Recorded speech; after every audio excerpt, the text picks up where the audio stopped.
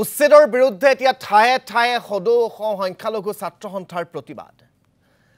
কোকৰাঝাৰ আৰু ধুবুৰীত প্ৰতিবাদী কাৰ্যসূচী ৰূপায়ণ কৰিছে আমছু নেতৃবৃন্দই কোকৰাঝাৰৰ গান্ধী পাৰ্কত ৰাজ্য চৰকাৰৰ বিৰুদ্ধে প্ৰতিবাদ ছাত্ৰ সংগঠনটোৰ বিলাসীপাৰাটো উত্তাল প্ৰতিবাদ সাব্যস্ত কৰিছে আমছুৱে আৰক্ষীৰ বাধাকো নেওচি তেওঁলোকে প্ৰতিবাদত কপাই তুলিছে বিভিন্ন প্ৰান্ত হাতে হাতে প্লে কাৰ্ড লৈ চৰকাৰ বিৰোধী শ্লোগান দি পৰিৱেশ উত্তাল কৰি তুলিছে আমি দেখুৱাইছো কোকৰাঝাৰৰ আমছুৰ যি প্ৰতিবাদ সেয়া আমি পোনপটীয়াকৈ দেখুৱাবলৈ এই মুহূৰ্তত আপোনালোকক কোকৰাঝাৰৰ আমাৰ সাংবাদিক ৰিনয় বসুমতাৰীৰ কাষলৈকে লৈ যাব বিচাৰিছো ৰিনয় আপুনি ইতিমধ্যে জানিব পাৰিছে যে আজি পাইকানত ইয়াৰ পূৰ্বে সন্তোষপুৰত তাৰ পূৰ্বে হাছিলা বিলত উচ্ছেদ চলিছিল আৰু সেই উচ্ছেদৰ বিৰুদ্ধে প্ৰথমৰে পৰা মাতমাতি আহিছে আমছুৱে আৰু সেই উচ্ছেদৰ বিৰুদ্ধে আমছুৰ যিবোৰ গৰজনী বা আমছুৱে যিখিনি কৈছে যিবোৰ ভাষ্য দিছে সেইবোৰৰ প্ৰতি চৰকাৰে কোনো ধৰণৰ ভ্ৰক্ষেপ কৰা নাই তাৰ পিছত হুংকাৰৰ উপৰি হুংকাৰ তেওঁলোকে চৰকাৰক দি আছে আজিও তেওঁলোকে প্ৰতিবাদ কৰিছে তেওঁলোকৰ আজিৰ দাবীসমূহ কি হয় ৰাজদীপ মই এতিয়া কোকৰাঝাৰ যে গান্ধী ময়দান আছে ইয়াতে উপস্থিত আছোঁ আজি আমছুৱে ইয়াত প্ৰতিবাদ আৰম্ভ কৰা হৈছে মই প্ৰণৱ দেখাবলৈ অনুৰোধ কৰিম এতিয়া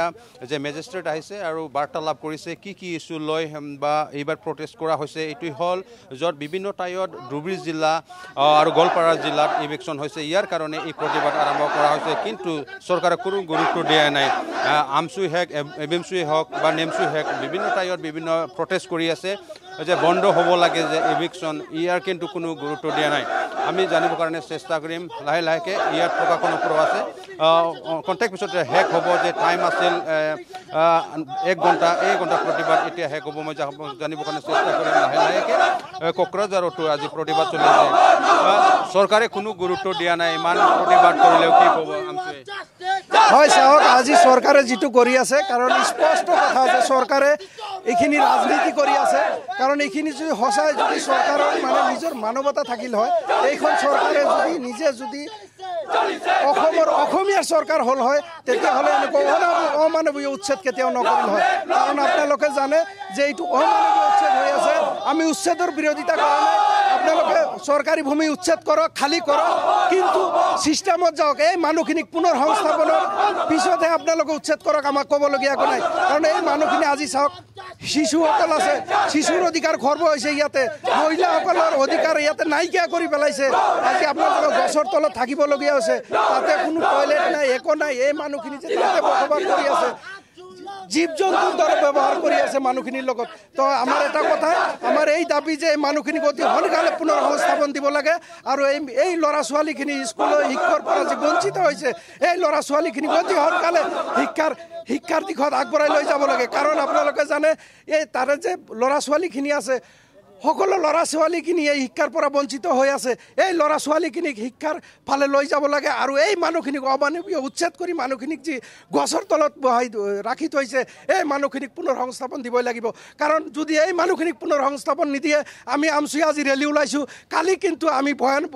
জংগী আন্দোলন কৰিবলৈ বাধ্য হ'ম কাৰণ হেমন্ত বিশ্ব শৰ্মা ডাঙৰীয়া নিজেই কৈছে যে আমছু জংগী আন্দোলন কৰে ময়ে জংগী হ'ম কিন্তু এইবাৰ চাব আমি যদি এই মানুহখিনিক যদি বন্ধ নকৰে উচ্ছেদ অমানৱীয় উচ্ছেদ যদি বন্ধ নকৰে আমি জংগী আন্দোলন কৰিমেই চাম আমি হেমন্ত বিশ্ব শৰ্মাৰ জেলত কিমান জাগা আছে কিমান ঠাই আছে এইটো আমি চাম কাৰণ আমি আগন্তুক দিনত এই মানুহখিনিৰ কাৰণে আমি জেলত যাবলৈ সাজু আছোঁ এক বিন্দু ঠক আজিওতো ইভিকশ্যন চলি আছে আজি চাওক গোৱালপাৰাত যিটো ইভিকশ্যন চলি আছে এই অমানৱীয় উচ্ছেদ চলি আছে আজি 4 দিন আগত নটিচ দি এই মানুহখিনিক উচ্ছেদ কৰি আছে আজি এখন ঘৰৰ পৰা 4 দিন আগত নটিচ দিলে কি বস্তু লৈ যাব পাৰিব মানুহে কাৰণ কমচে কম 1 মাহ 1.5 মাহ আগতে এই মানুহখিনিক নটিচ দিব লাগিছিল যে আপোনালোকে ইয়াৰ পৰা গুচি যাওক আপোনালোকে খাছ মাটিত আছে এইখিনি মাটি আমাৰ দৰকাৰ আছে তো এইখিনি মানুহৰ যিখিনিৰ মাটি নাই আচলতে নাই প্ৰকৃত ভাৰতীয় নাগৰিক এই অসমৰ বাসিন্দা হয় সেইসকলক কমচে কম অলপ হ'লেও মাটি দি যে এইখিনি মাটিত আপোনালোকে ঘৰ বান্ধি থাকক আমি এইখিনি মাটিৰ আমাৰ দৰকাৰ হৈছে মাটিখিনি ল'ম এইটো হ'ল চৰকাৰৰ নীতি কিন্তু এই চৰকাৰ কেৱল নিজৰ ৰাজনীতিৰ কাৰণে কেৱল নিজৰ গতিৰ স্বাৰ্থৰ কাৰণে এইখিনি কাম কৰি আছে আমাৰ সংখ্যালঘুৰ ওপৰত যি নিৰ্যাতন চলাই আছে এই নিৰ্যাতন আমি কেতিয়াও সহ্য নকৰোঁ আগন্তুক দিনত আজি ৰেলী ওলাইছোঁ কালিৰ দিনত কিন্তু এই ভয়ানক আন্দোলন কৰিবলৈ আমি সাজু আছোঁ নেক্সট কি হ'ব যদি হিমন্ত বিশ্ব শৰ্মাৰ আজিৰে পৰা যদি উচ্ছেদ কাৰ্য বন্ধ নকৰে নেক্সট প্ৰগ্ৰাম হ'ব আমাৰ ৰেলপথ ৰাষ্ট্ৰীয় ঘাইপথ আমি গপ অপৰাধ কৰি আমি অসমৰ যি আমাৰ মানুহ হিচাপে যে আমাক জীয়াই থাকিব দিব লাগে সেইখিনি যদি হিমন্ত শৰ্মা ডাঙৰীয়া বুজি নাপায় আমিও দেখাই দিম যে আমচুৱে কি কৰিব হিমন্ত বিশ্ব শৰ্মাৰ ভাবুকি ভয় ভাবুকি আমি কেৰেপ নকৰোঁ আমি গুলি খাবলৈ বাধ্য আছোঁ কাৰণ আমাৰ জাতি যদি নাথাকে আমি জীয়াই থাকি কি কৰিম গতিকে হিমন্ত বিশ্ব শৰ্মা অতি শীঘ্ৰে এই অমানৱীয় উচ্ছেদ বন্ধ কৰিব লাগে অন্যথা কিন্তু আমচু অনাগত দিনত ৰেলপথ ঘাইপথ যি আছে চবতে আমি বন্ধ কৰি দিম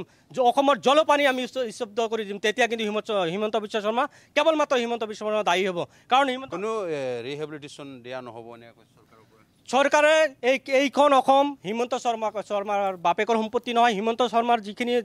অধিকাৰ আছে এইখন অসমত আমাৰো সেইখিনি অধিকাৰ আছে গতিকে মানুহখিনিক যে অমানৱীয়ভাৱে উচ্ছেদ কৰি আছে এই মানুহখিনিক পুনৰ সংস্থাপন দিবই লাগিব আৰু যেতিয়ালৈকে সংস্থাপন নিদিয়ে তেতিয়ালৈকে আমচু গণতান্ত্ৰিকভাৱে আন্দোলন কৰি যাব অন্যথা যদি হিমন্ত শৰ্মা আমাৰ আমচুৰ কথা বুজি নাপায় আমিও জংগী আন্দোলন কৰিবলৈ বাধ্য হ'ম আৰু হিমন্ত শৰ্মাৰ ভয় ভাবুকে আমচুৱে কেৰেপ নকৰে কি ক'ব আজি কি দাবী লৈ যে প্ৰতিবাদ আৰম্ভ কৰা হৈছে কিমান ঘণ্টীয়া আমি আজি 1 ঘণ্টীয়া আমি দাবী লৈ যি আমাৰ ডিচি অফিচত আমাৰ মেমৰেণ্ডাম দিয়াৰ যি আমাৰ প্ৰটেষ্ট আছিল কাৰ্যসূচী আছিল এই কাৰ্যসূচী আমি এতিয়া আমাৰ 11 বজাত শেষ হ'ল ঘটনাটো হৈছে আমাৰ যি মানে উচ্ছেদ আৰু যি পুছবেকৰ এগেইনষ্টত যি আমাৰ আজি প্ৰটেষ্ট আমাৰ এই প্ৰটেষ্ট মেমৰেণ্ডাম দিয়া হৈছে নেকি আমি আমাৰ জিলা আমাৰ বিষয়া আহিছে এখেতৰ হাতত আমি আমাৰ যি দাবী লৈ আমি যি 6 দবিয়া দাবী লৈ আমি যিখন কি আছে আমাৰ প্ৰধানমন্ত্ৰীৰ ওচৰত আমি মেমৰেণ্ডামখন দি দিলোঁ হয় আকৌ দেখাবৰ কাৰণে চেষ্টা কৰিম এই হ'ল কোকৰাঝাৰ গান্ধী মৈদানত ইয়াৰ বিভিন্ন ঠাইৰ ধন্যবাদ জ্ঞাপন কৰিছোঁ আপোনাক এই মুহূৰ্তত ৰিনয় বসুমতাৰী আমাক পোনপটীয়াকৈ আমচুৰ প্ৰতিবাদ আৰু আমচুৰ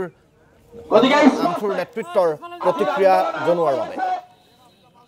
মুখ্যমন্ত্ৰীয়ে এই অন্যায় অত্যাচাৰ বন্ধ নকৰিলে